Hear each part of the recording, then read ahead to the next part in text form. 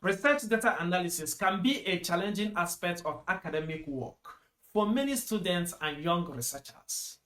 From not knowing where to start to feeling overwhelmed by the process, this critical part of academic learning often becomes a roadblock for many researchers.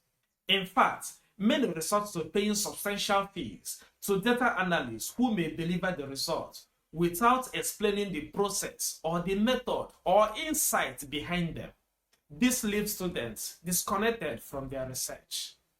That is why this course on research data analysis for multidisciplinary studies was developed to empower you with the knowledge and skill to take full control of your research process. By the end of this course, you will no longer need to rely on others to analyze your research data.